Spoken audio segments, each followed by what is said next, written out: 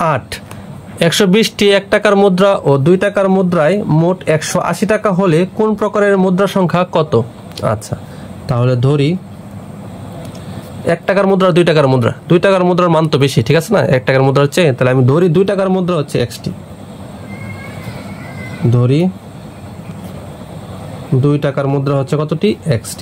আপনি যেটাই ধরতে পারেন, 1 টাকার মুদ্রা XT ধরতে পারেন, বইয়ের মতো, সমস্যা নাই, একটু ঘুরাই করলাম। 1 টাকার মুদ্রা হচ্ছে তাহলে কতটি? 120টা, যেহেতু টোটাল মুদ্রা এখান থেকে এক্সট্রা বাদ যাবে, ঠিক আছে না? এটা হচ্ছে এত। প্রশ্ন মতে দেখেন 2 টাকার মুদ্রা, তাহলে 2 টাকার মুদ্রা মানে কি? 1 টাকার মুদ্রা মানে একটা মুদ্রার দাম মান কত? 2 গুণন হচ্ছে কতটি মুদ্রা? XT।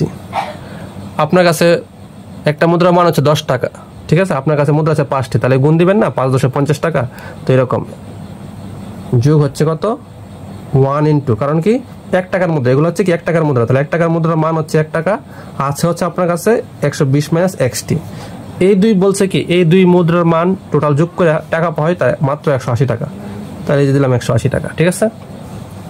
তাহলে 2x plus 120 minus x equal হচ্ছে 180, তাহলে 2x থেকে একটা x গেলে x থাকে, আর 180 প্লাস 120 এর পাশে গেলে কি মাইনাস 120, তার মানে ইকুয়াল হচ্ছে 60, তার মানে x ইকুয়াল হচ্ছে 60।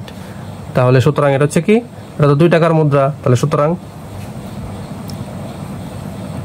1 টাকার মুদ্রা এই যে 120 মাইনাস হচ্ছে 60, তাহলে 60টি, তাহলে উভয় মুদ্রা আছে কতটি করে? 60টি করে, ঠিক আছে? তাহলে সুতরাং আপনার আলাদা লিখে দিবে, উভয় মুদ্রা 60টি করে, একবার লিখে ফেলছি আনসার, ঠিক আছে? অপর লিখতে পারেন 1 টাকার মুদ্রা 60টি, 2 টাকার মুদ্রা 60টি, ঠিক আছে? কোনো সমস্যা নেই।